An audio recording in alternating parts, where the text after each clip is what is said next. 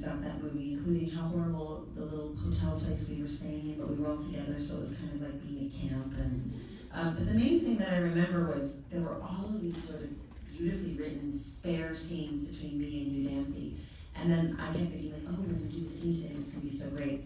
And then Hugh and I would be standing like this far apart, and Lizzie Olsen would be all the way over there in the other room, and the camera would just be between us, between me and Hugh, basically not on either of our faces, and just a long shot on Lizzie Olsen. And I remember Hugh and I were like, I don't think we're gonna be on camera. It was like a lot of our, because he was doing that very brilliant thing of putting us inside Martha's experience, which was hearing us talk but not seeing us, because she was sort of having a bad day and staring outside the window and just hearing us. So there was a lot of that where I didn't think it would be shot in this sort of, to me at that time, it felt like a not traditional way. Yeah. Because it was inside her experience and how she was experiencing us, not really our narrative and our experience, and what we were doing and dealing with experiencing her back in our lives.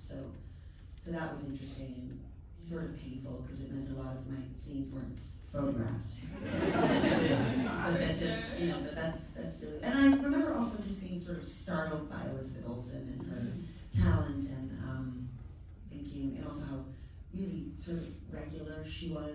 She had no airs about her that were, and I don't know why I had some idea that just because her siblings were famous actors and clothing designers, and that somehow it meant, because she grew up in a Hollywood family, which I had not grown up in, I just thought inherently you would be some sort of monster. In fact, she's just like one of the greatest people I've ever had the good fortune of working with. Yeah. And right at the jump, and every time I see her, she's exactly the same. So amazing. Yeah. One of the other stories, you said, I like working with you on their first